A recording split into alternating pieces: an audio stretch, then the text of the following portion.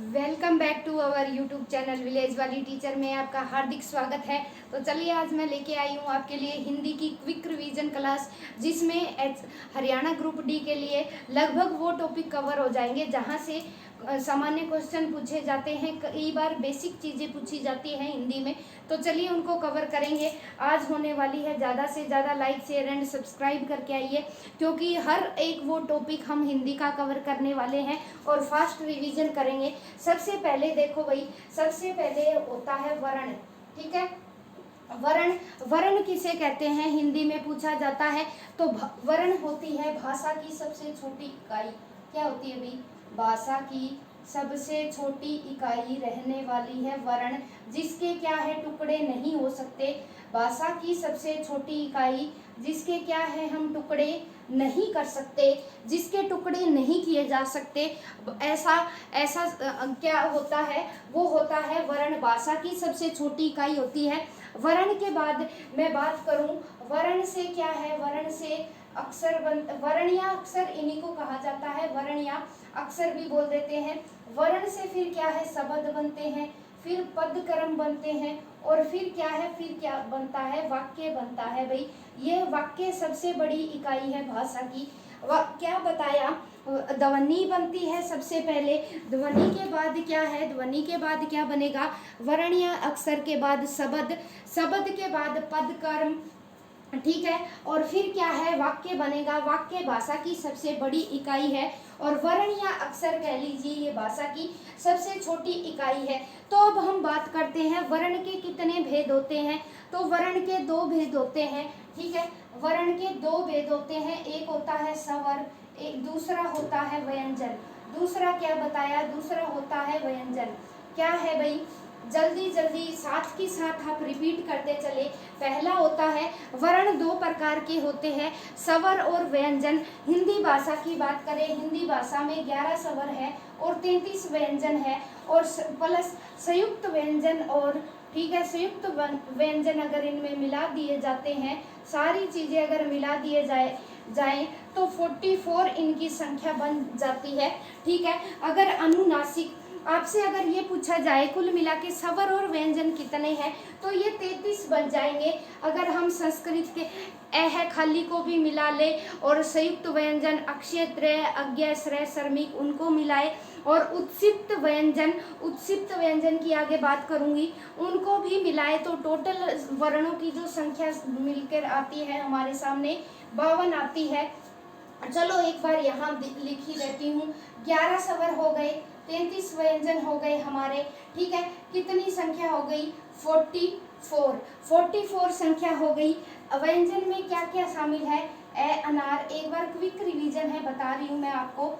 बड़ी ई, ठीक है, छोटा ऊ, बड़ा ऊ, री, ए, आई, ओ,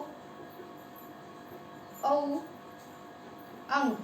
ए है शामिल नहीं होता। काउंट करो फटाफट, 2 4 6 8 10 12, तो ये बन गए 12। ठीक है, ये हो गए अंग। और अंग अंगूर को छोड़ के, रुको एक मिनट, कंफ्यूजन क्रिएट नहीं करनी यहाँ। तो चलिए हम बात कर रहे थे टोटल वर्णों की संख्या की, हम बात कर रहे थे 11 स्वर होते हैं हिंदी में, और क्या है 33 व्यंजन होते हैं। एक ये जो री ऋषि है, ये री ऋषि संस्कृत का वर्ण है भाई, हिंदी में नहीं काउंट होता। ये संस्कृत का वर्ण है री ऋषि, जिसकी मात्रा ऐसे लगती है।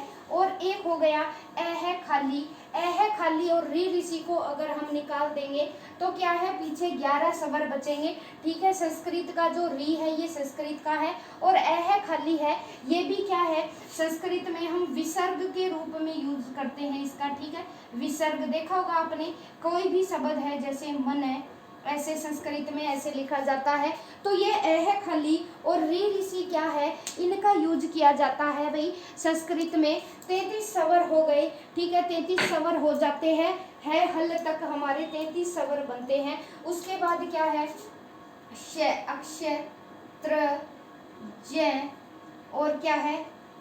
स्र, और अड़, ड़। ठीक है, ये भी मिला दो, ये मिलाने के बाद क्या है, ये सारे के सारे अगर संस्कृत के वर्ण और संयुक्त व्यंजन प्लस बाकी ये उत्सिप्त व्यंजन बोले जाते हैं। उत्सिप्त व्यंजन की आगे बात करेंगे। अड़ और ये अड़ दोनों प्रकार के हैं, ये उत्सिप्त व्यंजन होते हैं, मतलब इनको जीभ जब बोला जाता है तो जीभ उठा के फेंकती है अड़, ठीक है, जीभ उठा के इन शब्दों को एकदम झटके से बाहर फेंकती है अड़, ठीक है। इसी तरह बात करूं मैं, अड़ दोनों प्रकार के जो अड़ खाली है ये क्या है, हमारे उत्सिप्त व्यंजन रहने वाले हैं। तो क्या है, टोटल स्वर और व्यंजन वर्ण टोटल मिला के स्वर प्लस व्यंजन मिला के बनते हैं 44। अगर संस्कृत के संयुक्त व्यंजन और बाकी सारी चीजें अनुनासिक व्यंजन है जो नाक से बोले जाते हैं, सारी चीजों को मिला लिया जाए तो 52 वर्ण बन जाते हैं। टोटल संख्या होती है 52। और हिंदी के परिप्रेक्ष्य में बात करें तो 44। दोनों ऑप्शन नहीं दे के रखे होंगे। अगर आपसे पूछा जाएगा हिंदी में कितने वर्ण है, या तो आपको 44 मिलेगा देखने को और या मिलेगा 52 मिलेगा, ठीक है, ध्यान रखना। टोटल सारी चीजें अगर काउंट कर ली जाती है तो 52 बन जाती है। और वैसे 44 होते हैं, 11 स्वर और 33 व्यंजन। तो आपको क्वेश्चन के हिसाब से देखना है कि क्या चीज पूछी जा रही है। अब नेक्स्ट आगे बढ़ेंगे, स्वर किसे कहते हैं भाई, यही थोड़ा सा इनको इरेज कर दूं मैं। अब ये तो बात हो गई वर्ण, वर्ण फटाफट रिपीट मारते रहो। भाषा की सबसे छोटी इकाई वर्ण जिसके टुकड़े नहीं हो सकते वो वर्ण कहलाती है। वर्ण से बनता है क्या, शब्द, शब्द से शब्द जैसे वर्ण हो गया कै, कुछ भी लगा लो कै, ठीक है। शब्द हो गया जैसे माया, पदक्रम हो गया माया खेली, ठीक है। जो प्रॉपर सेंस 2-3 वर्डों से मिलकर मिले होते हैं, ठीक है। एक एग्जांपल से समझेंगे। वर्ण हो गया हमारा कै, ये जो 44 के 44 है उनका कोई भी एग्जांपल ले लो, है ले लो, ठीक है। शब्द बनाया कोई भी ले लो, माया हो गई। और पदक्रम क्या है, पदक्रम में 2-3 शब्द मिले हुए होते हैं, 2-3 शब्द मिले होते हैं और वाक्य पूरा बनता है। जैसे मोहन, मोहन खेलता है, मोहन खेलता है, ठीक है। समझ में आ रही होगी चीजें, थोड़ा सा फास्ट करवा रही हूँ, साथ ही साथ याद करते रहो क्लास में, ठीक है। 1 मिनट। तो अब बात करते हैं हम, क्या है, स्वर, वर्ण का पता चल गया, वर्ण जिसके टुकड़े नहीं हो सकते। फिर शब्द बनाया, शब्द स्वर प्लस व्यंजन से मिलकर बन सकते हैं। पदक्रम में 2 या 3 शब्द शामिल होते हैं और वाक्य में 3 से 4 शब्द मिलकर वाक्य बनता है। वाक्य भाषा की सबसे बड़ी इकाई और वर्ण क्या है, भाषा की सबसे छोटी इकाई हो जाएगी। अब बात करेंगे हम स्वर। स्वर कितने प्रकार के होते हैं, तो स्वर होते हैं 3 प्रकार के। एक होते हैं हरिस्वर स्वर, एक होता है दीर्घ स्वर, एक होता है प्लुत स्वर, ठीक है। साथ ही साथ याद करते रहे, बोलते रहे। 3 होते हैं स्वर। स्वर की कैटेगरी कितनी बताई, 3। ऋषभ स्वर जिसे बोलने में सबसे कम समय लगे, क्या बताया, सबसे कम समय लगता है बोलने में, सबसे कम समय। और वो कौन से है, अब क्वेश्चन ऐसे पूछेगा, ऐसे नहीं पूछा जाएगा कि बताओ ऋषभ स्वर क्या होते हैं। वो होते हैं जिनको सबसे कम समय लगता है बोलने के लिए, सबसे कम समय लगता है। अब आएंगे कौन कौन भी, ए जल्दी बोला जाता है, ई है वो जल्दी बोला जाता है, ठीक है। ए ई उ री, ठीक है। ये चारों के चारों क्या है, ये चारों के चारों ऋषभ स्वर है, ठीक है। हरिषभ स्वर है ये चारों के चारों, ए ई उ री, क्योंकि इन्हें बोलने में सबसे कम समय लगता है, ठीक है। ये मूल स्वर भी होते हैं, ये मूल स्वर भी होते हैं, ठीक है। आगे बढ़ जाओ। दीर्घ में क्या है, थोड़ा सा ज्यादा समय लगता है, थोड़ा ज्यादा समय लगता है ऋषभ से, थोड़ा ज्यादा समय, ठीक है। थोड़ा ज्यादा समय लगेगा, जैसे आ, ऐसे थोड़ा सा ज्यादा लगा, आ, ई बड़ी, उ, ए, आई, ओ, औ, ये सारे के सारे क्या रहने वाले हैं, ये सारे के सारे बाकी जो बच गए वो दीर्घ स्वर की कैटेगरी में आ जाएंगे। और प्लुत हमारा होता है एक ही, ऐसे लिखा जाता है जैसे ओम, ओम लंबा बोलते हैं ना हम, तो ये वाली जो साउंड है ये प्लुत स्वर की होती है, जो संस्कृत में है ये, ठीक है, संस्कृत का है ये, लेकिन हम यूज करते हैं हिंदी और संस्कृत दोनों में यूज करते हैं इसका, तो इसलिए यहाँ बताया। प्लुत स्वर में क्या है, हिंदी में ज्यादातर हरिस्व और दीर्घ दोनों स्वरों का यूज किया जाता है, और प्लुत का क्या है, प्लुत का संस्कृत में ज्यादा यूज होता है, लेकिन हम पढ़ेंगे तीनों, ठीक है, क्योंकि क्वेश्चन कहीं से भी बन सकता है। आगे आ जाओ, ओम, तो ये सिंबल, ये सबसे ज्यादा समय लगता है, ओम बोलते हैं ना तो सबसे लंबी साउंड, आ मीडियम, ये आ जितने भी ये स्वर है इनको थोड़ा सा मीडियम बोला जाता है, ये ना तो जल्दी बोले जाते हैं और ना ही लंबा समय लेते, और ये जो थोड़े थोड़े बोले जाते हैं हरिस्व स्वर है, जैसे ए ई उ री, तो मैं उम्मीद करूंगी कि ये चीजें आपको समझ में आ गई होगी। अब फटाफट से आगे बढ़ जाएं आगे, ठीक है, ए ई उ री ऋषभ स्वर हो जाता है हमारा, और बाकी आ ई उ ए ऐ ओ औ, ठीक है, ये सारे के सारे क्या हो जाते हैं, ये सारे के सारे दीर्घ स्वर बनते हैं। अब आ जाओ भाई अनुनासिक, अनुनासिक बता दूं यहीं पे साथ के साथ आपको, अनुनासिक स्वर कौन से होते हैं, नहीं अनुनासिक की बाद में करेंगे, वहाँ ये व्यंजन की कैटेगरी आ जाएगी, तो इरेज कर दूं, ये चीजें समझ में आ गई होगी। ऑप्शन ध्यान रखना, 44 टोटल वर्ण होते हैं स्वर प्लस व्यंजन मिला के, अगर संयुक्त व्यंजन है सारी चीजें संस्कृत वाली भी मिला दी जाए तो 52 बन जाएंगे, याद रखना। अगर ओनली हम री को शामिल करेंगे, री को और एह खाली को शामिल करेंगे स्वर और व्यंजन में तो 46 बन जाएंगे, याद रखना। अगर 13 स्वर और 33 व्यंजन को काउंट करते हैं तो 46 बनते हैं। मैं उम्मीद करती हूँ समझ में आ रही होगी। अगर री ऋषि और विसर्ग वाला एह खाली ले ले तो 13 स्वर बन गए और 33 व्यंजन 46 हो गए। क्वेश्चन के हिसाब से याद रखेंगे कि क्या चीज़ पूछी जा रही है, तो मैं उम्मीद करूँगी कि आपको सारी चीज़ें समझ में आ गई होगी। अब बात करते हैं व्यंजन की। व्यंजन पता है सबको, व्यंजन होते हैं, ठीक है, स्पर्श व्यंजन होते हैं, बात करेंगे। तो व्यंजन की कितनी कैटेगरी होती है, व्यंजन को पहले 5 भागों में बांटकर पढ़ेंगे, उनका प्रोनाउंसिएशन सीखेंगे, जहाँ से क्वेश्चन नंबर 1 तो बनने ही वाला है, यहाँ से क्वेश्चन फंसेगा भाई, ठीक है। तो इन्हें बोला जाता है कै वर्ग। कै वर्ग में आ गए कै, है, गे, गे, फटाफट लिख दूं।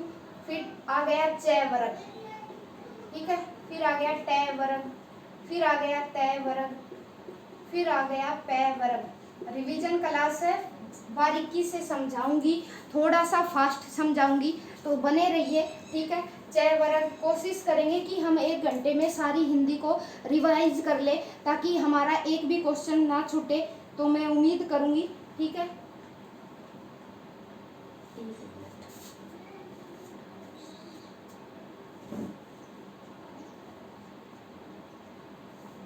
तो चलिए ये 5 वर्ग बना लिए हमने, इसमें बात करेंगे हम पहले 4 की।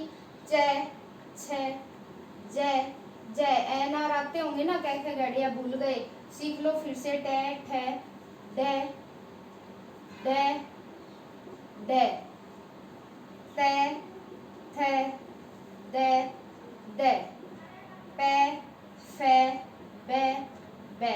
अब ये गिनो भाई, कितने हो गए टोटल, ठीक है, गिनो, अब फटाफट गिनो। 4 4 8 4 12 13 14 15 16 17 18 19 20 20 हो गए। तो ये 20 के 20 की हम बात करें, ये वाले भी लिख ही देते हैं। अड़, ई, ड़, मैं, ठीक है। तो ये हो गए सारे, हमने व्यंजन को लिखा। एक बार यहाँ न तक ही लिखा, आगे नहीं गए हम। इनको समझ लो पहले। कै वर्ग में 5 व्यंजन आएंगे, जो कै वर्ग की श्रेणी बनेगी। और फिर क्या है, इनको याद कैसे रखेंगे भाई, ये कौन कौन से वर्ग है, तो कचट, कचट, तप, आपको ये नाम याद रखना है, और ये सीक्वेंस मत भूलना। कचट तप से हमने 25 जो व्यंजन है वो बाहर निकाल लिए। टोटल बताए 33 और 25 हमने बाहर निकाल लिए। कै वर्ग में 5, च वर्ग में 5, ट वर्ग में 5, त वर्ग में 5, प वर्ग में 5। सीक्वेंस मत बदल देना। कचट तप, कचट तप 2-3 बार मेरे साथ साथ बोलो, याद हो जाएगा।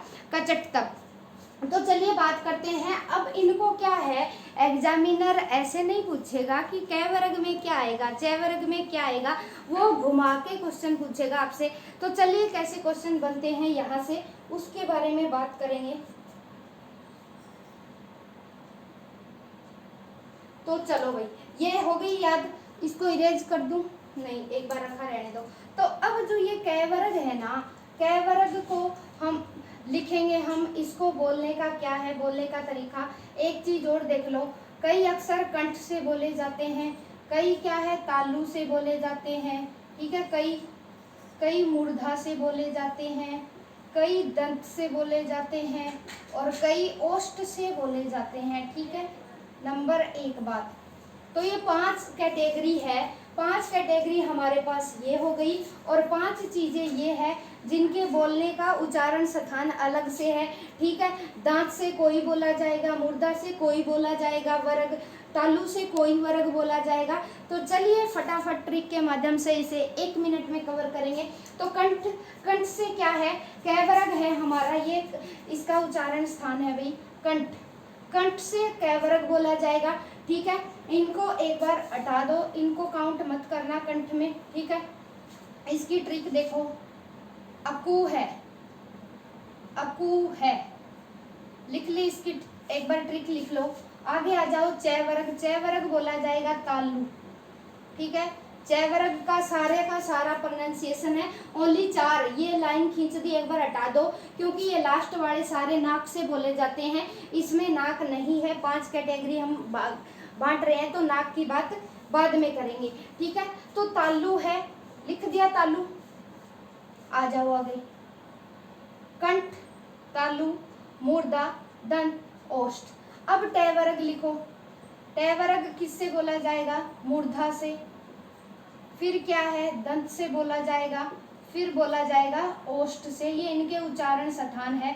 पै बोल के देखो, पै, पै आपस में दोनों होठ भिड़ रहे हैं, यानी ये क्या है, इसका जो पै वर्ग है, पै वर्ग का उच्चारण स्थान क्या हो गया, ओष्ठ हो गया। अब तय बोलो, तय, तय, जो हमारी जीभ है ना, ये दांतों को टच कर रही है, तो इनका क्या है, तय, थे, दै, दै का क्या है उच्चारण स्थान, दंत होने वाला है। और ट, ट, ठ, ड बोल के देखो, ट, ठ, ड, ड, तो मुर्दा के अंदर से आवाज आ रही है। क्या बोलो, क, ख, ग, ग, तो कंठ से हमारी आवाज आ रही है। कंठ के ऊपर होता है हमारा तालु, तालु यानी जो ऊपर का जबड़ा है, हमारी जीभ क्या है, ये ऊपर के हिस्से को टच करती है। बोल के देखो दूसरा वाला, च, देखो च, च, जीभ ने पलटा मारा और तालु को टच कर रही है। च, छ, जय, मिडल जो जीभ है, आगे की नोक नहीं, मिडल जीभ तालु को टच कर रही है। च, छ,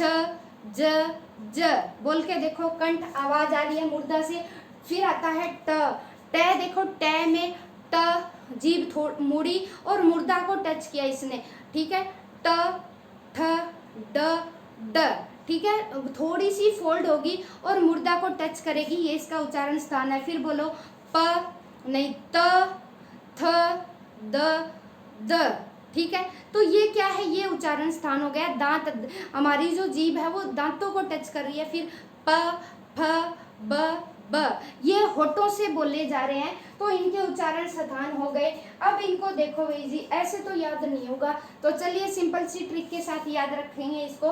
तो सारे के सारे वर्ग हमें याद रखने इस ट्रिक से। कचट तप, क्या याद रखोगे, कचट तप। कचट तप में पहले सारे लिख लो, 5-5 लिख लिए, सारे 5-5 लिख लिए, इसको एक अलग से बांट लो। फिर लिख लो कंठ, तालु, मूर्धा, दंत, ओष्ठ, ठीक है, ये हो गया इसका। फिर आ जाओ भाई, अब इनको बोल के देखो, अको है लिख लिया।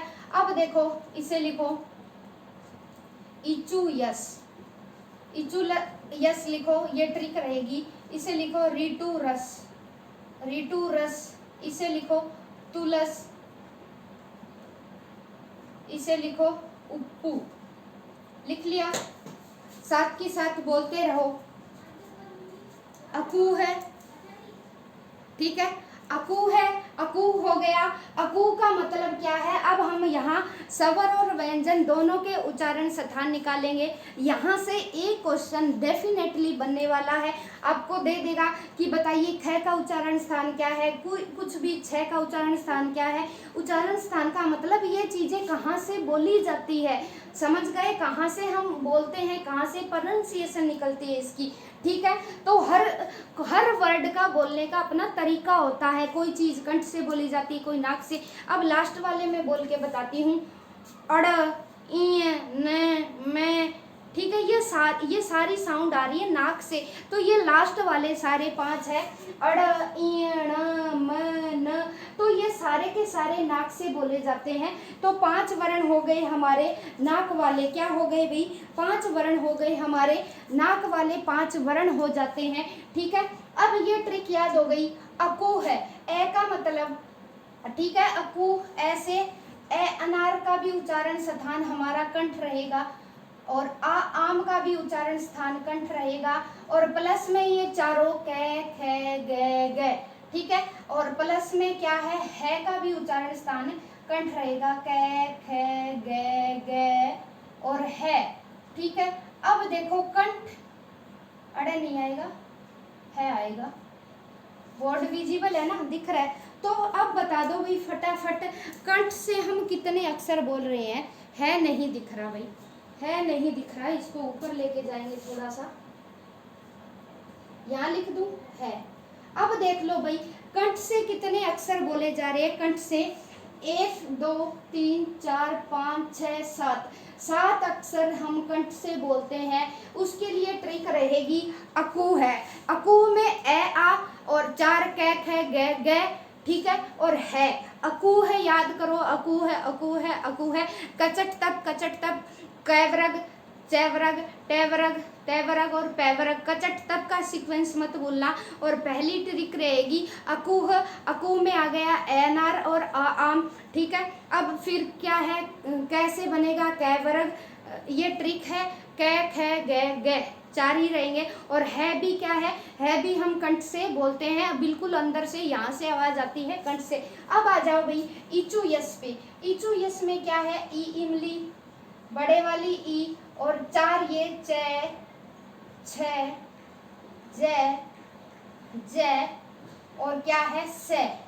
इसमें भी 1 2 3 4 5 6 7, तो 7 चीजें स्वर प्लस व्यंजन का उच्चारण स्थान रहेगा भाई तालु, क्या रहेगा भाई, तालु रहेगा उच्चारण स्थान। फटाफट बोल लो 4-5 बार, इचू यस, इचू यस, इचू यस, किसका उच्चारण स्थान, तालु, तालु, तालु, इचू यस, इचू यस, इचू यस। नेक्स्ट है रिटूरस, री ऋषि भाई, री ऋषि बोलेंगे मूर्धा से, टे, ठे, डे, डे, और क्या है से, ये से षटकोण वाला से। कितने बने, 1 2 3 4 5 6, तो 6 चीजें बोली जाती है भी मूर्धा से, 6 चीजें मूर्धा से, 6 चीजें मूर्धा से, 6 चीजें, मुर्दा मत बोल देना, मूर्धा है ये, मूर्धा जो उच्चारण स्थान है। 7 चीजें तालु से, 7 चीजें कंठ से, ठीक है। ट्रिक अकू है, इचू यस, रिटूरस। आगे बढ़ जाओ, तुलस, तुलस में क्या है, ते, थे, ते, थे, दे, धे, और क्या है से। ये पांचों के पांचों किस में बोले जाते हैं भी, ये 5 के 5 बोले जाते हैं। आगे दंत से बोल के देखो, से बोलो, से दांतों को टच कर रही है ना, ते, थे, दे, दे, तो दांतों को टच करेगी ये वाली चीजें, तो 5 चीजें बोली जाती है दंत से। अब आ जाओ उपू, उपू में क्या बनेगा भाई, छोटा ऊ, बड़ा ऊ, और क्या है, प, फ, ब, भ। ये होता है, हम हरियाणवी तो गलत ही बोलते हैं, इनका हरियाणवी जो हिंदी मीडियम स्कूल में पढ़े पै बोलते हैं, प, ये, ठीक है। अ की साउंड भी आती है साथ में, हालांकि वो जीभ पर चढ़ी हुई है तो हम ऐसे ही बोलते हैं, प बोलते हैं, प, फ, ब, ठीक है, ऊ, ऊ। अब इसमें आ जाओ, उपू में कितने आएंगे, 1 2 3 4 5 6, तो 6 चीजें बोली जाती है होठों से। क्या बोली जाती है? ओष्ठ का मतलब होता है होठ। तो 6 चीजें बोली जाती है होठों से। फटाफट रिपीट मार दो मेरे साथ की साथ, चमत्कार ही हो जाएगा, सारी ये ट्रिक याद हो जाएगी। पहले क्या है? कचट तप। फटाफट रिपीट मारो, कचट तप हो गया। कचट तप। कचट तप के बाद क्या है? फटाफट रिपीट मारो, अकूह। अकूह है इचुयस, रिटुरस, तुलस, उपू। अगर ये ट्रिक याद रहती है तो यहाँ से अक्सर अपने आप निकाल दोगे, नहीं तो कंफ्यूज हो जाओगे कि चैवरक का उच्चारण स्थान क्या है, टैवरक का उच्चारण स्थान क्या है। अगर आपको याद रखना है तो ये ट्रिक याद रखनी पड़ेगी। बिल्कुल सिंपल ट्रिक है, 5-4 बार बोलोगे, ठीक है। कैवर्ग का उच्चारण स्थान में देख लो। और लास्ट वाले जो 5 है अड़े, इण, मैं, ने, इनका उच्चारण स्थान नासिका रहेगा भाई। लिख दूं साथ की साथ, नासिका रहेगा, ठीक है। जो लास्ट वाले 5 है इनको नाक से बोला जाता है नासिका। नासिका यानी हमारी नाक से उच्चारण स्थान करते हैं इनका, अड़णी, इण, मैं, ने, ठीक है। अकुह में क्या क्या आया? ए, आ, कै, खे, गे, गे है। इचुयस में दोनों ई, चै, छे, जय, जैस। रिटुरस में री, ट, ठ, ड, ड, स। तुलस में त, थ, द, द, स। ये अलग है, ये स अलग है, ठीक है। तीनों का प्रोनाउंसिएशन अलग होता है, याद रखेंगे। उपू में क्या आया? दोनों उ, प, फ, ब, ब, ठीक है। इसमें 6 है तो काउंटिंग करके आप निकाल लेंगे सारी। मैं उम्मीद करती हूँ कि आपको ये कचट तक प्लस अकू है। सीक्वेंस मत भूलना भी, अगर सीक्वेंस भूल गए गड़बड़ हो जाएगी। मेरे साथ साथ एक बार फिर बोल लो, इससे आसान ट्रिक नहीं हो सकती। मैंने भी ऐसे ही याद कर रखा है, चाहे मेरे से बीच में से कैसे ही पूछ लो आप, तो याद करो। कचट तप, कचट तप लिख लिए। फिर क्या है? अकू है, रिटुरस, इचुयस, रिटुरस, फिर क्या है? तुलस, और फिर है उपू, ठीक है। उपू से ऊ, दोनों के ऊ और पैप है, पै में लास्ट वाले नाक से बोले जाते हैं। 5 को लास्ट वाले को निकाल लेना, नाक से बोले जाते हैं। अब एक चीज और पूछी जाती है इन्हीं से, यही सबसे ज्यादा कंफ्यूजिंग टॉपिक है, यही बच्चों को समझ में नहीं आता।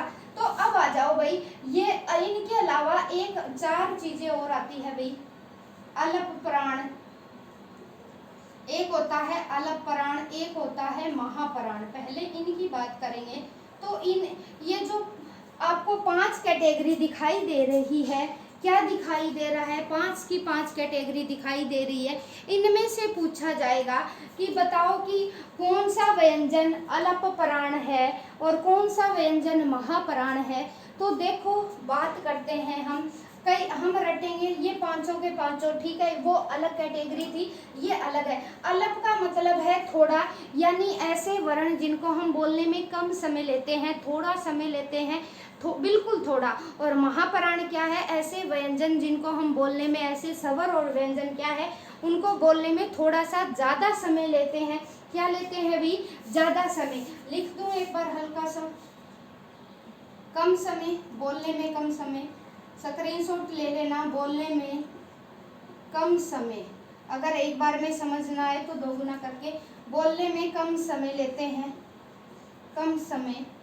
और क्या है ये? बोलने में थोड़ा सा ज्यादा समय, बोलने में थोड़ा ज्यादा समय, थोड़ा ज्यादा समय लेते हैं अभी, ठीक है। ये हो गई बात, जल्दी चलो भाई। बोलने में कम समय लेते हैं। अब आ जाओ, इन्हीं का पूछेंगे, पहले इन्हीं का करते हैं।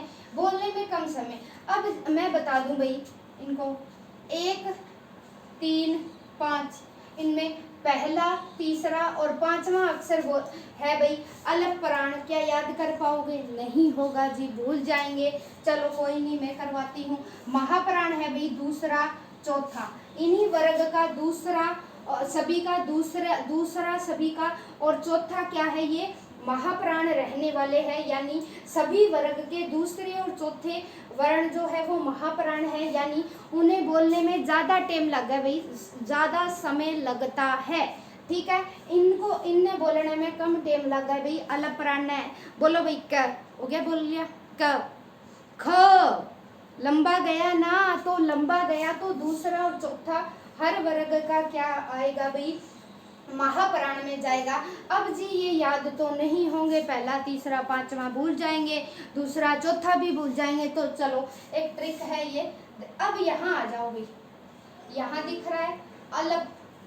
अलप नाम मैंने एक बार, अलप का मतलब होता है थोड़ा न्यून, न्यून समय लगता है, थोड़ा कम समय लगता है। अलप दिखाई दे रहा है, ठीक है। अब आ जाओ भाई, इसको थोड़ा सा इधर लिखूंगी मैं ताकि बोर्ड पे दिखे। यहाँ से दिख रहा है अलप। आ जाओ भाई, आ गए अलप, यहीं आ जाओ, फिर इरेज कर देंगे। अलप ए अनार वर्णमाला का पहला अक्षर है, पता है ए अनार क्या है, वर्णमाला का पहला अक्षर है। अब ये ल है, ल है आधा ल है, तो ल को मैं अगर पलट दूं तो तिया बन जाएगा ना, 3 बन जाएगा। अगर ल को मैं पलटूं तो 3 बन जाएगा। और पै से क्या बनता है भाई, 5 बनता है। तो निकल आई ना अपनी ट्रिक। अब याद कैसे रखोगे, पहला, पहला, तीसरा और पांचवा है, इनको बोलने में सबसे कम समय लगता है, पहला, तीसरा और पांचवा। बाकी बच गए क्या है, दूसरा चौथा है, इनको बोलने में क्या है, ज्यादा समय लगता है। इनको बोलने में क्या लगता है, ज्यादा समय लगता है। तो चलो भाई देखो 1 मिनट, ठीक है। अब एक ट्रिक क्या बनाई, ए अनार पहला अक्षर तो पहला, और ल को हमने जब पलटा खुआया क्या बना, ल को 3 बन गया। और पै से क्या बनाया हमने, 5। यानी कोई इन वर्गों का पहला, तीसरा और पांचवा अक्षर क्या है, अलप प्राण है, जिनको बोलने में कम समय लगता है। बच कौन गए भाई, दूसरा और चौथा बच गए, जिनको बोलने में क्या है, ज्यादा समय लगता है। बिल्कुल सिंपल ट्रिक है। पहला अक्षर कौन सा है, क, हर वर्ग का, ठीक है, हर वर्ग का पहला, हर वर्ग का पहला, क, च, ट, त, प, ये सारे के सारे अलप प्राण है। ग, ज, अड़े, ड, अड़े नहीं है, ये कोमा है, त, भ, ये सारे के सारे अलप प्राण है। अड़, अड़, इण, मैन, ये भी अलप प्राण है। अब महाप्राण यानी बोलने में ज्यादा समय लगता है, ख, ग, छ, ज, ट, ड, लंबा समय लग रहा है ना, थ, ध, ब, फ, भ, ठीक है, लंबा समय लगता है वो महाप्राण, और कम समय लगता है वो अलप प्राण। इसी तरह क्या है, ये याद हो जाएंगे। ए अक्षर सबसे पहले हम एनआर से शुरू होता है, तो पहला अक्षर ल को पलटा खुआएंगे 3 बन जाएगा, और पै से 5। ये थोड़ा सा समय लेता है टॉपिक, आगे फटाफट चलेंगे। महाप्राण बोलने में ज्यादा समय, दूसरा और चौथा, ये दूसरा और चौथा क्या है, ये सारे के सारे महाप्राण व्यंजन है। अब आ जाओ भाई, एक चीज और पूछी जाती है यहीं से, अघोष और सघोष, ये अलप्राण महाप्राण मैं इरेज कर रही हूँ। अघोष और सघोष पूछे जाते हैं भाई, ठीक है, इसी तरह होते हैं, इन्हीं का उच्चारण सखान होता है। सघोष, पहले आता है अघोष, अघोष, ठीक है, अघोष भी व्यंजन बोले जाते हैं, ठीक है। और एक होता है सघोष, सघोष, अघोष और सघोष। अब ये क्या लफड़ा है जी, ये लफड़ा है कि इन जब हम स्वरों और व्यंजनों को बोलते हैं तो हमारी तंत्रियां कांपने लगती है। तो वो कौन से व्यंजन है जिनको बोलते समय हमारी स्वर तंत्रियां कांपने लगती है, और वो कौन से व्यंजन है जिनको जब हम बोलते हैं तो हमारी स्वर तंत्रियां नहीं कांपती। तो चलो देखते हैं। इसी तरह अलप को क्या किया था, पहला अक्षर ल का पलटा खुआया, 3 बन गया, पै से 5 बनाया। पहले हर वर्ग का पहला, तीसरा, पांचवा अक्षर अलप प्राण है, और बच गया वो दूसरा और जो चौथा है वो महाप्राण है। इसी तरह अलप प्राण में एक चीज छूट गई, मिस हो गई, ये रे ले वे, ये रे ले वे भी क्या है, अलप प्राण रहेंगे, क्योंकि इनको भी बोलने में कम समय लगता है। ये रे ले वे अलप प्राण रहेंगे। और महाप्राण में क्या है, स, ये सारे के सारे महाप्राण रहेंगे, क्योंकि इन्हें बोलने में टाइम ज्यादा लगता है। अब आ जाओ भाई अघोष, अघोष का मतलब है जिनका जब उच्चारण किया जाता है तो हमारी कंपन या क्या है, हमारी जो स्वर तंत्रियां है वो कंपन नहीं करती। अघोष को अब कैसे याद रखोगे भाई, इसी तरह देखो, ए है, ए कौन सा अक्षर है, पहला अक्षर है, ठीक है। अब इसको ना गो मत पढ़ के गो पढ़ो, इंग्लिश वाला गो पढ़ो, पढ़ लिया। गो में कितने अक्षर है, पहला दूसरा, दो अक्षर है ना, दो अक्षर है, तो इन यहाँ लिख दो दो। अब आ जाओ से, अब इसको लिख दो भाई, से का से एज इट इज उठा के लिख दिया। अब यहाँ आ जाओ, अब बच क्या क्या गया, एक दो को तो हमने लिख दिया, 3 4 5 बच गया, 3 4 5 बच गया ना, 3 4 5 है, वो सघोष व्यंजन है, यानी जिनको बोलते समय क्या है, हमारी स्वर तंत्रियां कांपने लगती है। हमारी स्वर तंत्रियां मतलब क्या है, कंठ है, तालु है, वो कांपने लगते हैं स्वर तंत्रियां। अघोष में क्या है, कांपते नहीं है, कैक है, हमारी स्वर तंत्रियां कांपती नहीं है जब इनका हम उच्चारण करते हैं। तो समझ में आया आपको। अघोष में क्या है, ए अक्षर पहला निकाला, गो से क्या निकाला हमने, इंग्लिश वाला गो। गो में दो अक्षर हुए तो हमने क्या है, काउंट करके 2 लिख दिया, ये ट्रिक है। और जो सह बचा उसको एज इट इज लिख दिया, यानी प्रत्येक वर्ग का पहला दूसरा और सह षटकोण वाला सह क्या रहेगा भाई, अघोष व्यंजन रहेगा। पहले दोनों कै खे चे छे टे ठे तै थे और पै फै, ये सारे के सारे 2 4 6 8 10 और एक प्लस में से, तो 11 के 11 ये अघोष व्यंजन रहने वाले हैं, जिनको बोलते समय हमारी स्वर तंत्रियां नहीं कांपती। अब आ जाओ भाई सघोष व्यंजन तीसरा चौथा पांचवा, यानी तीसरा चौथा पांचवा, 3 3 6 3 9 10 11 12 13 14 15, 15 के 15 ये क्या है, 15 के 15 सघोष व्यंजन है। 15 के 15 क्या है, सघोष व्यंजन है, जिनका हम उच्चारण करते हैं तो हमारी जो स्वर तंत्रियां हैं वो क्या है भाई, कांपने लगती है। ठीक है, समझ में आ रहा है। तो चलो आगे बढ़ेंगे। ये टॉपिक अब हमारा नेक्स्ट अगले पे बढ़ते हुए टॉपिक समाप्ति की, और इसके बाद करेंगे हम संज्ञा, फटाफट मारेंगे रिवीजन, उसके बाद बढ़ेंगे संज्ञा। और ये स है ना, तो तीनों पकड़ के स, पता है हमें हिंदी में 3 होते हैं, स तीनों लिख दो। ठीक है, अब क्या है, ये समझा रही हूँ तब साउंड नहीं पर वो बोल रही मैं इनका उच्चारण स। ठीक है, अलग है इनका। और ये इसमें आएंगे ये रे ले वे। अब टोटल काउंट कर लो भाई, 15 + 4 19 क्या बन गए भाई, 19 सघोष व्यंजन बन गए। गिनोगे तो याद रहेंगे। अघोष व्यंजन कितने बन गए, 11 और 3 14 बन गए। स्क्रीनशॉट ले लो एक बार, फिर से रिकैप करवा दूंगी, क्योंकि ये इसमें थोड़ा सा समय इसलिए लगा, ये कंफ्यूजिंग टॉपिक रहता है, समझ में नहीं होता, याद नहीं रहता, तो इसके लिए आपके लिए सिंपल ट्रिक बनाई है। बने रहिएगा लंबे समय तक। ठीक है, थोड़ा सा साथ बनाए रखिएगा ताकि मुझ में भी मोटिवेशन बना रहे, ताकि मैं हिंदी की रिवीजन क्लास आपको करवा दूं अच्छे से। कचट तप हो गया, कचट तप, कैवरग चैवरग टैवरग तैवरग पैवरग। फिर आएगा अकु है, इचु यस रिटु रस तुलस उपु, कंठ तालु मुर्दा दंत ओष्ठ सीक्वेंस मत भूल जाना, कता मुंह। ठीक है, कता मुंह दतो दो, कता मुंह दो, अपने हिसाब से गड़बड़ मत कर देना कि जैसा आसान लगा। ठीक है, कता मुंह दो, कता मुंह दो। ठीक है, ये इसकी ट्रिक रहेगी। अकु है, इचु यस रिटु रस तुलस उपु, अलप प्राण महाप्राण करवा दिए, अलप से ए निकाला, ले को पलट के 3 बना दिया, पै से 5 निकालिया, पहला तीसरा पांचवा, अलप प्राण जो बच गए वो महाप्राण में आ जाएंगे। और सघोष का बनाया हमने, क्या बनाया सघोष का नहीं, अघोष से बनाया, ए पहला अक्षर।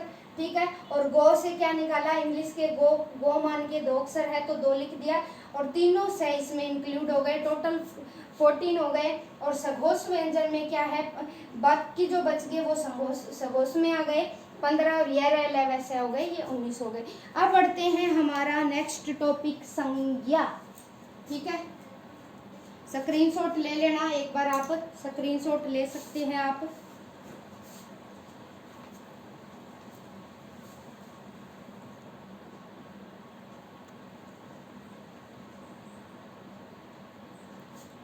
चलो स्क्रीनशॉट ले लिया होगा, एक बार 2 गुना स्पीड में करके देख लेना। लेकिन मैंने आसान करा दी है हर चीज़, बिल्कुल आपको अगर ये ट्रिक याद रही तो कभी नहीं भूलोगे। चाहे कितने भी एग्जाम दे देना आप, एचटेट दे देना, चाहे चंडीगढ़ का दे देना, हरियाणा पुलिस, जो भी आए, क्योंकि यहाँ से एक क्वेश्चन जरूर बनता है, डेफिनेटली बनता है हर एक एग्जाम में। अगर ये याद नहीं करके गए तो गोलमोल हो जाओगे।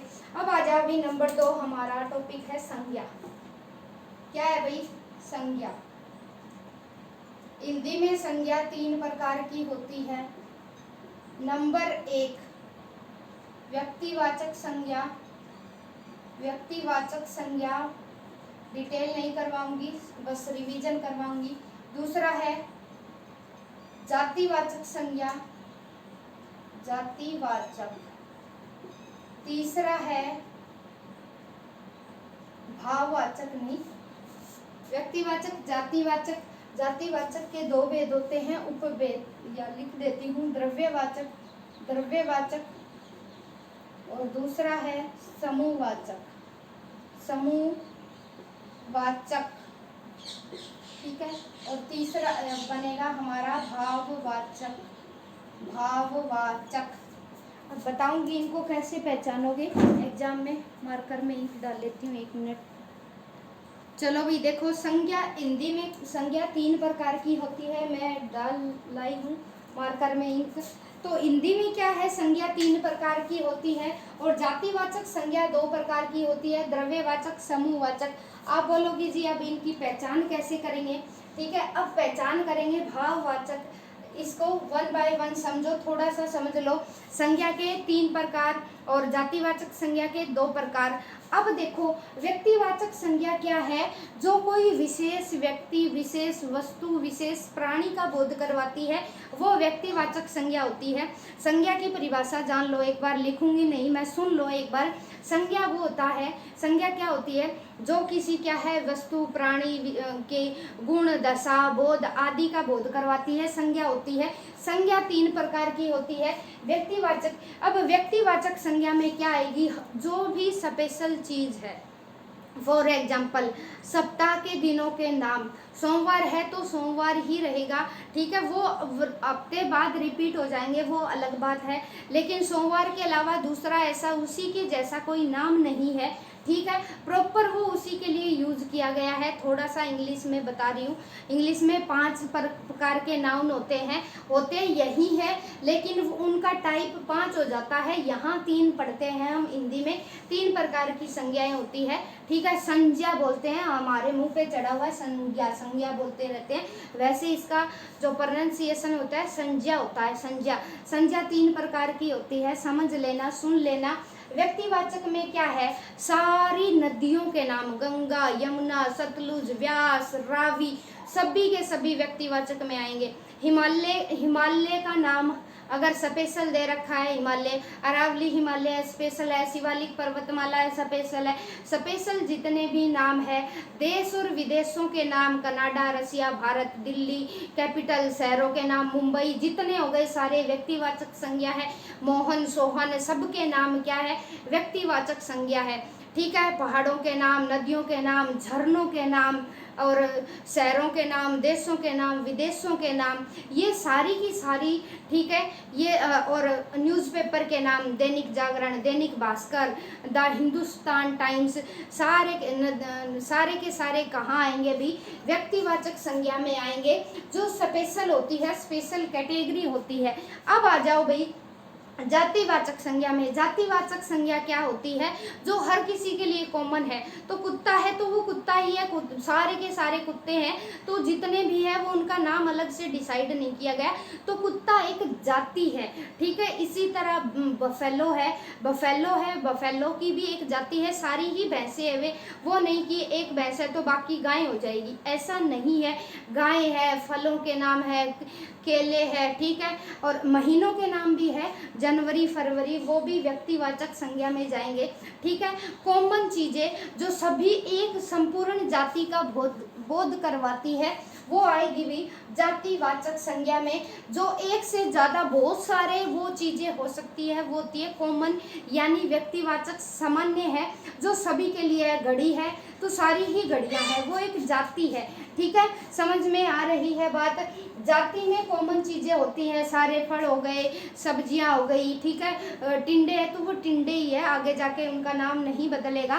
तो क्या है आगे, क्या है, जातिवाचक को दो भागों में बांटा गया है। एक होती है द्रव्यवाचक। द्रव्यवाचक के एग्जाम्पल की बात करूं मैं, गाय, भैंस, कुत्ता, बिल्ली जातिवाचक में आएगी। द्रव्यवाचक में क्या है, कोई भी चीज द्रव में अवस्था में पाई जाती है। अब देखो, पानी हो गया, पानी हो गया, दूध हो गया, तेल हो गया, घी हो गया।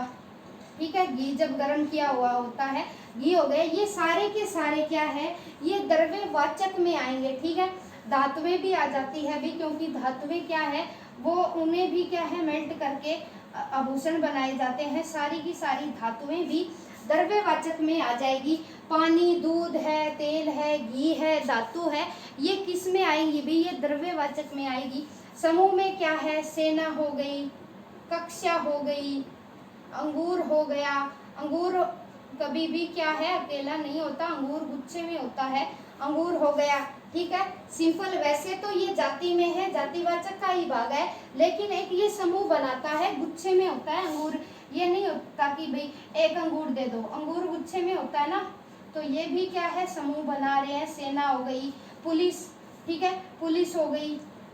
अब पुलिस, पुलिस हो गई, सेना हो गई, और बताओ भाई, कक्षा है, ये सारी की सारी चीजें क्या है, ये जो क्या है, एक से ज्यादा चीज, एक से ज्यादा चीज जो समूह बना दे, समूह का काम करे, वो आएगी उसमें समूहवाचक में आएगी। एक चीज नहीं, जो सेम कैटेगरी की अब बनाना है। 1 दर्जन केला है, 1 दर्जन केले में क्या है, कितने फलों का समूह है, तो 12 का समूह है। तो जो भी चीजें क्या है, समूह बनाती है, ठीक है, ग्रुप में होती है, उन्हें समूहवाचक संज्ञा कहते हैं। अब भाववाचक संज्ञा क्या है, भाववाचक संज्ञा में है चोरी, ईमानदारी। डेफिनेशन बाद में बताऊंगी, पहले एग्जांपल समझो।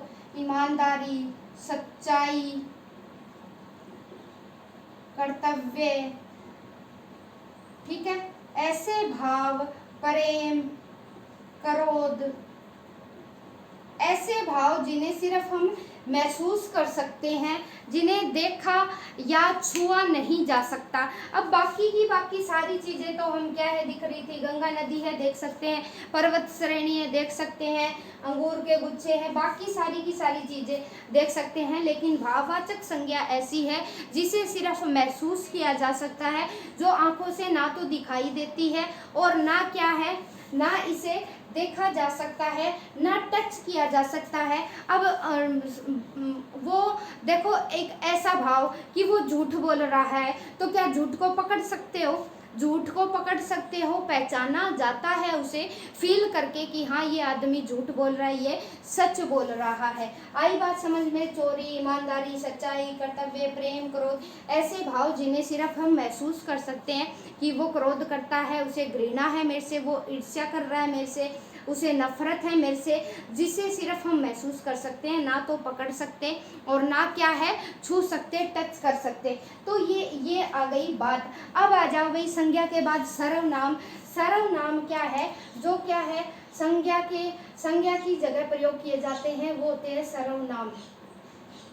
संज्ञा की जगह प्रयोग किए जाने वाले, संज्ञा की जगह प्रयोग किए जाने वाले, संज्ञा की जगह प्रयोग किए जाने वाले, प्रयोग किए जाने वाले शब्दों को क्या कहते हैं भाई, संज्ञा।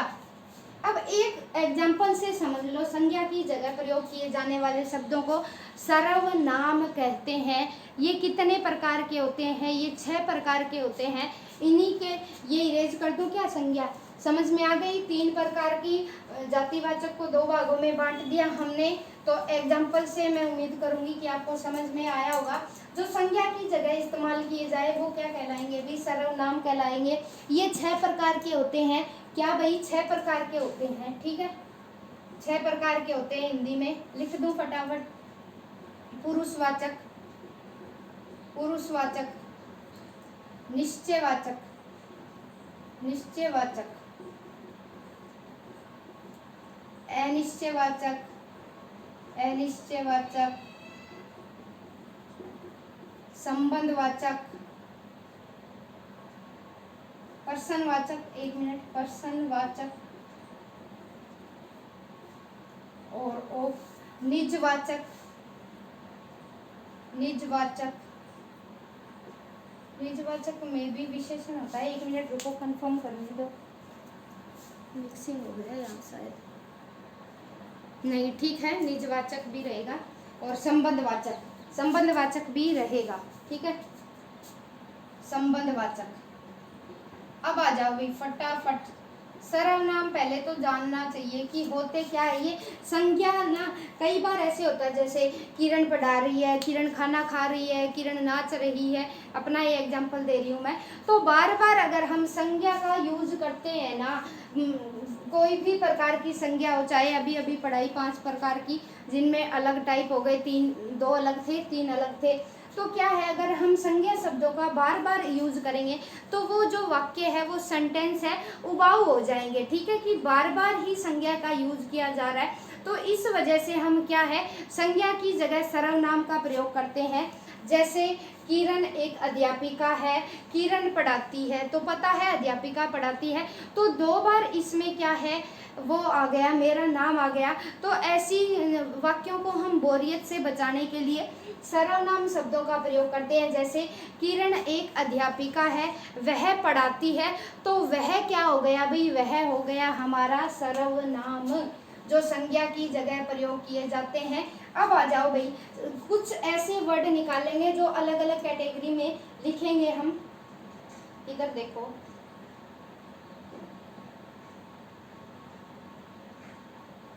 इधर देखो भाई, मैं, हम, तुम, आप,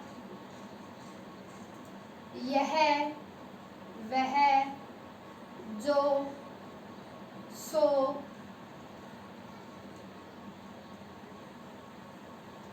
कितने हो गए, 1 2 3 4 5 6 7, यह वह जो सो, तुम्हारा, अपना, ठीक है। ये जितने भी शब्द है, वैसे ना एचटेट में क्वेश्चन आया था कि बताओ सर्वनाम कितने होते हैं, तो वहाँ उन्होंने ना 9 माना था, लेकिन 9 के बाद क्या है, कई चीज़ें ऐसी है जिनसे अलग नाम वैसे पूछा जाए सर्वनाम 9 होते हैं, लेकिन सर्वनाम के प्रकार पूछ लिए जाए तो वो 6 होते हैं, आप याद रखोगे। अब ये लिखे हैं मैंने, मैं, हम, तुम, आप, यह वह जो सो, तुम्हारा, अपना, ये सारे के सारे क्या है भाई, ये सारे के सारे सर्वनाम है जो संज्ञा की जगह प्रयोग किए जाते हैं। अब इनको हम 1 बाय 1 क्या है, इन कैटेगरी में डालेंगे कि कौन सी कैटेगरी में क्या आएगा। यहाँ आ जाओ भाई, पुरुषवाचक सर्वनाम। पुरुषवाचक सर्वनाम में क्या होता है, 6 प्रकार, ठीक है। वैसे 9 होते हैं सर्वनाम, वैसे 9 होते हैं, 1 2 3 4 5 6 7 8 9 10 लिख दिया। तुम्हारा को काउंट नहीं किया जाता, आप, अपना, ठीक है। चलो, क्योंकि ये बहुवचन बना देते हैं, 9 माने हैं वैसे एचटेट में। तो चलो अब पुरुषवाचक सर्वनाम में क्या आएंगे, पुरुषवाचक में आएंगे मैं, हम, तू, तुम, ये सारे के सारे क्या है, ये सारे के सारे पुरुषवाचक में आएंगे। जैसे पुरुषवाचक में भी क्या है, उत्तम पुरुष, मध्यम पुरुष और क्या है, अन्य पुरुष। उत्तम पुरुष फिर सुन लो, इसके भी 3 प्रकार हो जाते हैं आगे। उत्तम पुरुष, ठीक है, दूसरा है मध्यम पुरुष और तीसरा है अन्य पुरुष। फटाफट सुन लो भाई, अन्य पुरुष, रिवीजन क्लास है। पुरुषवाचक के भी आगे 3 प्रकार हो गए, ठीक है। उत्तम पुरुष, उत्तम पुरुष में क्या है, मैं ना, मैं बोल रही हूँ, मैं और एक अदर पर्सन है, दूसरा पर्सन है, हम आपस में बात कर रहे हैं, तो मैं कौन हुई, मैं हुई भाई उत्तम पुरुष। मैं कौन हुई भाई, उत्तम पुरुष हुई। और क्या है, हम दोनों मिलकर क्या है, हम दोनों मिलकर आपस में बात कर रहे हैं, ठीक है। उत्तम पुरुष, मैं अपने बारे में बता रही हूँ, वहाँ तो उत्तम पुरुष है, और मैं और जो दूसरा पर्सन मिलकर आपस में अपनी अपनी बातें कर रहे हैं, वहाँ मध्यम पुरुष है। और दोनों मिलकर क्या है, उत्तम और मध्यम पुरुष मिलकर किसी की चुगली कर रहे हैं, वहाँ अन्य पुरुष है, ठीक है। वहाँ अन्य पुरुष कहाँ हुआ, जहाँ क्या है, चुगली कर रही है, दो मैडम मिलकर तीसरी मैडम की चुगली कर रही है, वहाँ आएगा अन्य पुरुष। यानी वो खुद बंदा प्रेजेंट नहीं है, वहाँ दो बंदे किसी तीसरे बंदे की बात कर रहे हैं, वहाँ आएगा अन्य पुरुष। और मैं अपने बारे में बात कर रही हूँ, वहाँ आएगा उत्तम पुरुष। और दो लोग मिलकर क्या है, आपस में एक दूसरे की बात कर रहे हैं, मैं दूसरे की बात कर रही हूँ, उसी के फेस पर। जैसे मेरे सामने कोई टीचर है और हम दोनों आपस में कॉन्वर्सेशन कर रहे हैं, बातचीत कर रहे हैं, तो आपस में हम दोनों, वो मेरे बारे में बता रहा है, मैं उसी के फेस पे। अन्य पुरुष क्या है, अन्य पुरुष पीठ पीछे बातें होती है उसके, और ज़रूरी नहीं कि वो सामने हो, दो लोग मिलकर तीसरे आदमी की बात करते हैं, और ये आपस में क्या है, आपस में वो उसकी बात कर रहा है, वो उसकी बात कर रहा है, दोनों आमने सामने होते हैं। उत्तम में खुद की ही बात करना, मध्यम में दो लोग हैं आपस में क्या है, वो आपस में एक दूसरे से बातचीत कर रहे हैं, और अन्य में क्या है, दो आदमी मिलकर किसी तीसरे आदमी की बात कर रहे हैं। समझ में आया होगा। इसमें आएंगे मैं, हम, तुम, ठीक है। मैं, ठीक है, मैं, हम उत्तम में हो गए, तुम मध्यम में हो गए, और वह हो गया, इसमें वह हो गया अन्य में, वह यानी थर्ड पर्सन। अब आ जाओ ये निश्चय। निश्चयवाचक में क्या है, जो निश्चित है चीज, उसके लिए हम यूज करते हैं, यानी वो निश्चित है कि देखो क्या है, यह घर मेरा है, तो यह घर मेरा है, तो ये निश्चित है ना, तो वहाँ क्या है, निश्चित है। वह घर उसका है, यह तो पास की वस्तुओं के लिए, ठीक है, और वह दूर की वस्तुओं के लिए, और निश्चित चीज़ों को दिखाने के लिए प्रयोग किया जाता है। यह घर मेरा है, ये मार्कर मेरा है, ये बोर्ड मेरा है, और मेरे नज़दीक है, तो नज़दीकी चीज़ों के लिए यह का प्रयोग। अगर वह के का प्रयोग हम वहाँ करेंगे जो चीज़ दूर की है, ठीक है, दूर का है, मेरे से दूर है, देखो वो चीज़, उधर फैन चल रहा है, वो देखो वह कुत्ता खाना खा रहा है, ठीक है, कुछ भी हो सकता है। तो दूर की चीज़ के लिए वह घर उसका है, ठीक है, तो दूर की चीज़ डिनोट करने के लिए वह, और नज़दीक की चीज़, पास की चीज़ डिनोट करने के लिए, और वो निश्चित है कि उसी की है, ठीक है। अनिश्चित क्या है, अनिश्चित में कुछ समझ में नहीं आता भाई, चाय में कुछ गिर गया है, कुछ का मतलब क्या गिर गया, मक्खी गिर गई, बाल गिर गया, क्या गिर गया। तो जहाँ पर चीज़ें समझ में ना आए, क्लियर ना दिखाई दे रहा है, चाय में कुछ गिर गया है, पानी में कुछ गिर गया है, दाल में कुछ काला है, काला क्या हो सकता है, काली मक्खी है, काला जीरा है, वट कुछ भी है, जहाँ चीज़ें निश्चित नहीं होती वहाँ अनिश्चयवाचक का यूज होता है। निश्चय में क्या है, निश्चित होती है, यह घर मेरा है, ये मार्कर मेरा है, ये बोर्ड मेरा है, ये स्टूडियो मेरा है, वट जहाँ क्या है, चीज़ फिक्स्ड होती है, निश्चित होती है। पर्सनवाचक में पूछा जा रहा है कि अरे तुम कहाँ जा रहे हो, ठीक है, क्वेश्चन पूछते हैं, तुम क्या कर रहे हो, वह क्या खा रहा है, वो कहाँ जा रहा है, क्या तुम दिल्ली गए थे। जहाँ पर क्या, क्यों, कैसे, जहाँ हम पर्सन पूछते हैं वहाँ पर्सनवाचक सर्वनाम का यूज होता है। निजवाचक में सिर्फ टोटली करता क्या है, अपने लिए ही काम करता है। कई बार गुस्से में हम बोलते हैं कि तुम मेरे कपड़े मत धोना, मैं अपने आप धो लूँगा, तो जहाँ करता अपने लिए ही क्या है, मैं अपने आप कर लूँगा। जहाँ अपने आप का निजता का भाव आए, अपने आप, ठीक है, वहाँ होता है हमारा निजवाचक सर्वनाम। संबंध का क्या होता है, संबंध का के की, ठीक है, का के की संबंध आगे कर्ता में भी पढ़ेंगे। संबंध में का के की है किसी के साथ, ठीक है, संबंध है, यानी मेरा संबंध किसी के साथ, मतलब वो राहुल गीता का भाई है, तो ये क्या है, संबंध है। जिसकी लाठी उसकी भैंस, ठीक है ना, तो जिसकी लाठी होगी उसी की भैंस है। जो जैसा करेगा वैसा बरेगा, जो आपस में संबंध दिखाते हैं, ठीक है, वहाँ आएगा संबंधवाचक, जिसकी लाठी उसकी भैंस, यानी संबंध है दोनों का, जो जैसा करेगा वैसा भरेगा, आपस में संबंध दिखाते हैं। तो फटाफट पुरुषवाचक में हमने पढ़े 3 उत्तम, मध्यम, अन्य। उत्तम में मैं कर्ता खुद के बारे में बात करता है, मध्यम में दोनों आपस में बात करते हैं, अन्य में थर्ड पर्सन की, तीसरे आदमी की बात की जाती है। निश्चय में क्या है, ये चीज़ फिक्स्ड है, यह मेरी है, ठीक है, वो फिक्स है। अनिश्चय में क्या है, कुछ गिर गया है, समथिंग। और प्रश्नवाचक में क्वेश्चन पूछे जाते हैं, निजवाचक में अपने आप का, और संबंध जैसा करोगे वैसा भरोगे, जिसकी लाठी उसकी भैंस। अब चलो भाई विशेषण। विशेषण क्या होते हैं भाई? विशेषण होते हैं जो संज्ञा और सर्वनाम की विशेषता बताते हैं। संज्ञा पढ़ लिया हमने, सर्वनाम को कवर कर लिया। 6 प्रकार होते हैं, और वैसे सर्वनाम पूछे जाए तो 9 होते हैं, ठीक है। मैं, हम, तुम, तुम्हारा, याद रखना।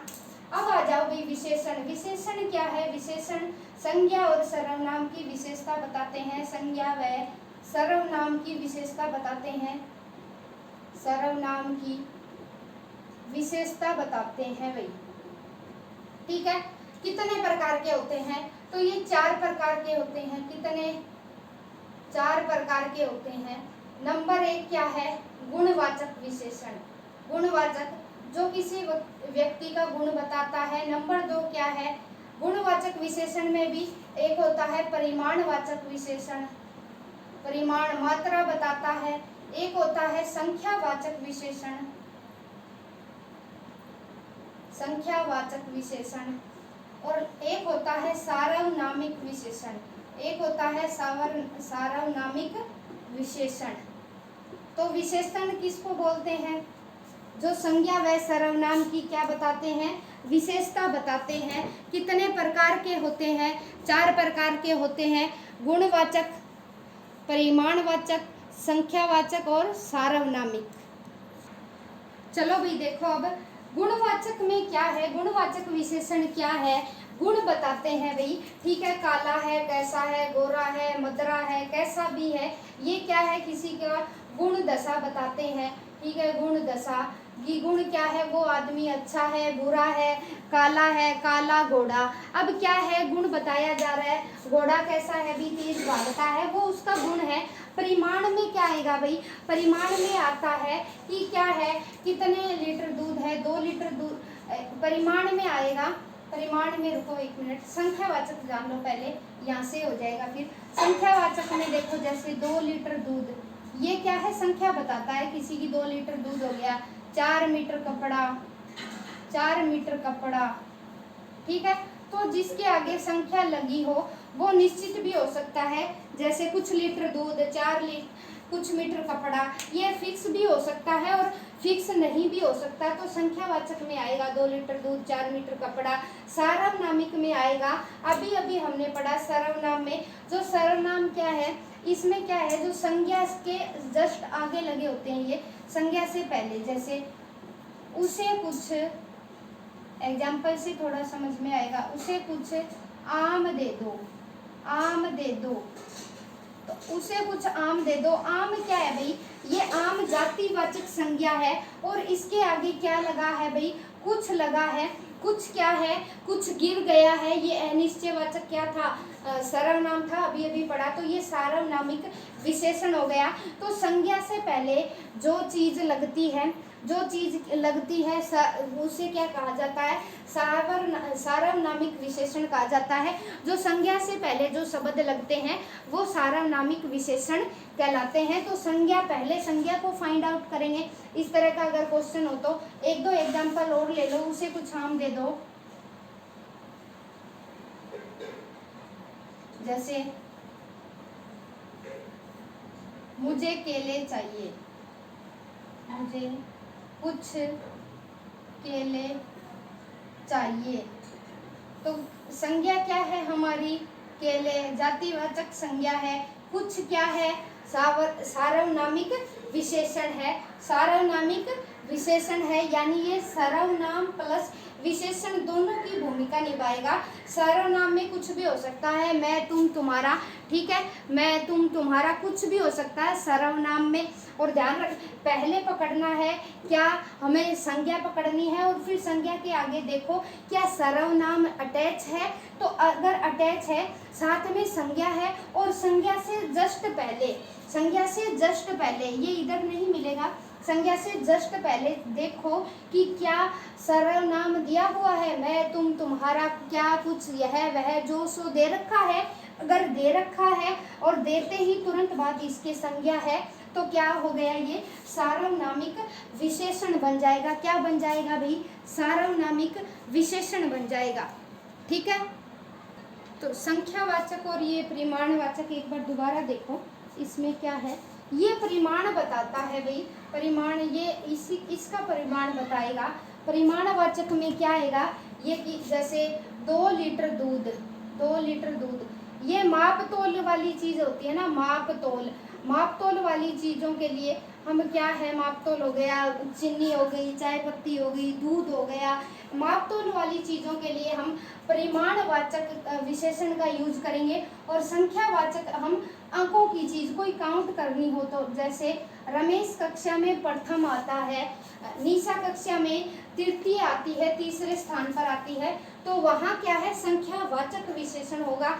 जैसे मैं लिख दूं, 1 मिनट, रमेश कक्षा में प्रथम आता है, यानी पहले स्थान पे आता है, तो किसकी विशेषता बताई जा रही है, रमेश की विशेषता बताई जा रही है। और कौन सा विशेषण यूज हुआ है यहाँ, जो अंक बताता है, यानी पहले नंबर पर आया है, रमेश की विशेषता बताई जा रही है। और कौन से विशेषण को बेस मान के बताई जा रही है, संख्यावाचक। मुझे 2 लीटर दूध चाहिए, तो 2 लीटर यानी माप तोल के ही मिलेगा, माप तोल के कपड़ा मिलता है हमें, माप तोल के ही चीनी वगैरह होती है, ये चीजें मिलती है। तो वहाँ परिमाणवाचक, परिमाणवाचक का यूज किया जा रहा है, कंफ्यूज मत होना। इसमें क्या है, संज्ञा से पहले सर्वनाम मिलेगा, हमें पहले संज्ञा शब्द पकड़ना है और जस्ट उसके पहले देखो क्या सर्वनाम लगा हुआ है। तो अगर सर्वनाम लगा हुआ है तो वो सार्वनामिक विशेषण बनेगा। गुणवाचक में घोड़ा काला है, तो घोड़े की विशेषता क्या बताई जा रही है, गुण बताया जा रहा है, घोड़ा काला है। सफेद घोड़ा दौड़ता है, तो घोड़ा कैसा है, सफेद, सफेद उसका गुण बताया जा रहा है, गुण दशा कुछ भी हो सकता है। तो जहाँ गुण, अब कमल नीला है, तो क्या है, नीला, नीला कमल है, किसकी विशेषता बताई जा रही है, कमल की बताई जा रही है। तो मैं उम्मीद करूंगी विशेषण आपको समझ में आए होंगे। फटाफट 1 मिनट में यहाँ लिंग देख लो। लिंग 2 प्रकार के होते हैं हिंदी में, लिंग, ठीक है, पुल्लिंग, पुल्लिंग जो पुरुष जाति का बोध करवाते हैं, ठीक है, और एक होता है स्त्रीलिंग जो क्या है, स्त्री जाति का बोध करवाती है। लिंग क्या होता है, लिंग वो होता है जो स्त्री या पुरुष दोनों जाति का बोध करवाती है, वो होता है लिंग।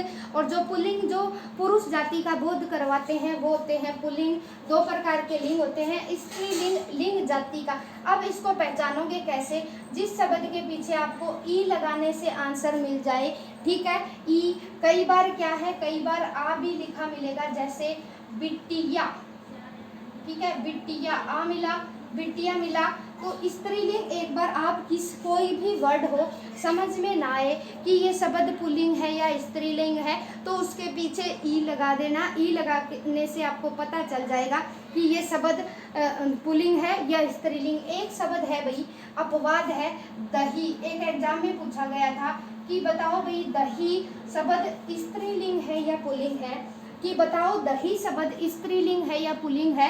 तो ये ई सोच के गलत टिक मत कर देना। दही एक पुल्लिंग शब्द है, दही एक पुल्लिंग शब्द है, दही एक पुल्लिंग शब्द है, यानी ये पुरुष जाति का बोध करवाती है। पूछा गया है एग्जाम में, गलत मत कर देना। दही एक क्या है भाई, पुल्लिंग शब्द है, स्त्रीलिंग नहीं है, याद रखना।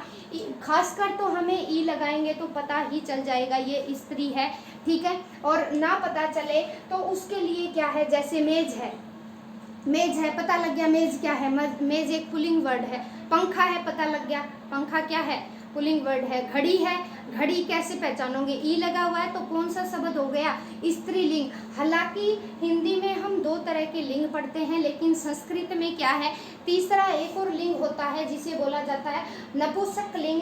जो जितनी भी सारी चीज़ें होती है वो नपुंसक लिंग के अंडर चली जाती है, लेकिन हिंदी में ऐसा नहीं होता। जो वस्तुएं हैं वो क्या है, पुल्लिंग में जाएगी। ठीक है, अब देखो रवि है, रवि क्या है, सूर्य है। तो आप क्या सोचोगे कि ई की मात्रा लगी हुई है तो रवि कहाँ किस में जाएगा, किस में जाएगा, रवि पुल्लिंग में जाएगा। तो थोड़ा सा कॉमन सेंस का भी यूज करना।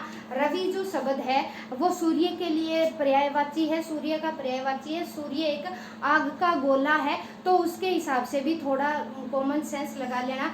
ग्रह जो ग्रहों के सारे नाम है, बुध है, मंगल है, बृहस्पति है, ये सारे के सारे पुल्लिंग वर्ड है, याद रखना। ठीक है, शनि है, मंगल है, बृहस्पति है। और नक्षत्रों के नाम हो गए वो भूल गई, मंदाकिनी वगैरह हो गए, ये सारे स्त्रीलिंग है। ठीक है, तो देख लेना, जहाँ ई लगाने से पता चल जाए।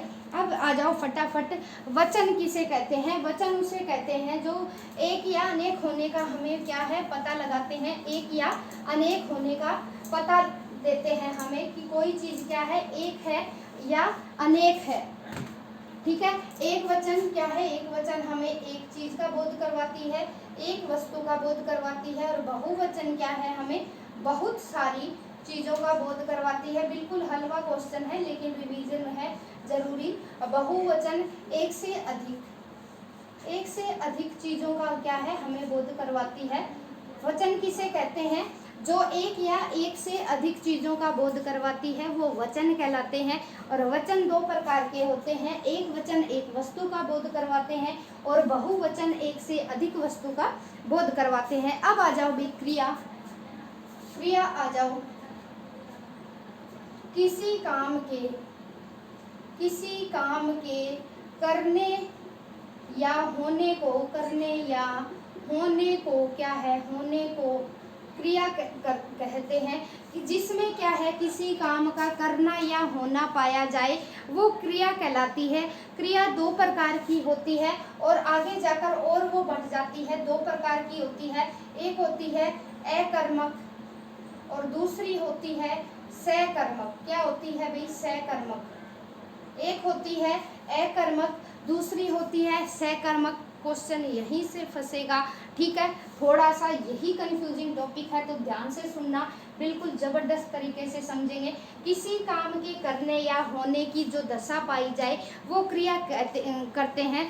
शब्द पहचान देखो भी, जिसके भी पीछे ना लगा होगा, करना, चलना, दौड़ना, खाना, पीना। ठीक है, ये सारे के सारे शब्द क्या है, क्रिया, यानी क्रिया हो रही है, चीज पी जा रही है, कोई चल रहा है, कोई कुछ कर रहा है, जिसके पीछे भी ना लगा मिले वो क्रिया होगी भाई।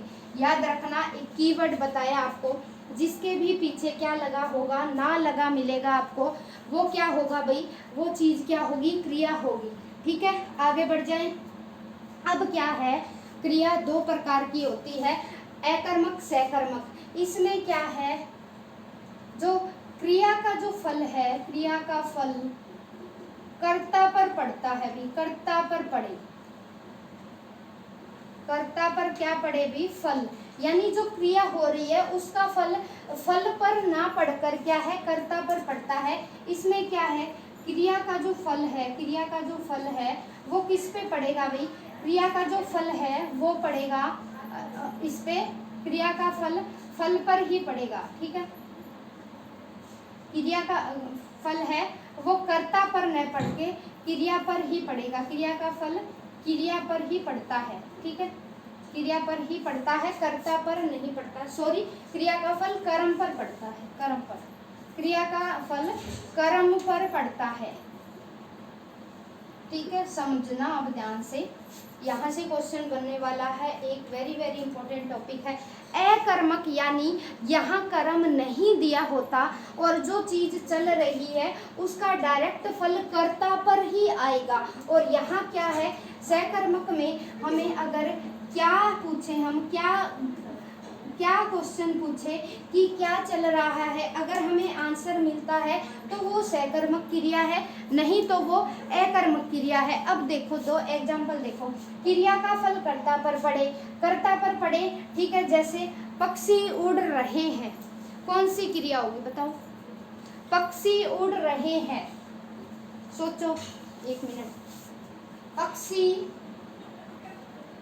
पक्षी उड़ रहे हैं, कौन सी क्रिया बताओ जरा, अकर्मक है या सकर्मक? इधर एक एग्जांपल लिखती हूँ, मोहन अखबार पढ़ता है, मोहन अखबार पढ़ता है, कुछ भी लिख दो, पुस्तक पढ़ता है, ठीक है, मैगजीन पढ़ता है। अब बताओ भाई, ये 2 वाक्य है जिसमें से एक अकर्मक है एक सकर्मक है, एग्जाम में कैसे पहचानोगे? अब आ जाओ भाई, एग्जाम में पहचानने की सिंपल ट्रिक बताऊंगी आपको। अब मैंने क्या बताया, सकर्मक वो होगी जहां हमें क्या लगाने से आंसर मिल जाए, और दूसरी बात क्या है, क्रिया का फल कर्म पर पड़ता है। अब मैं पूछूं मोहन क्या पढ़ता है, क्या पढ़ता है, आंसर मिल रहा है, अखबार पढ़ता है, मिला आंसर, क्या पढ़ता है, अखबार, तो कौन सी क्रिया, सकर्मक, यानी सेकंड जो ऑप्शन है हमारा उसमें सकर्मक क्रिया होगी। अब मैं बताऊं पक्षी क्या कर रहे हैं, आप बोलोगे जी इसमें भी सकर्मक होगी, नहीं, नहीं होगी। क्यों?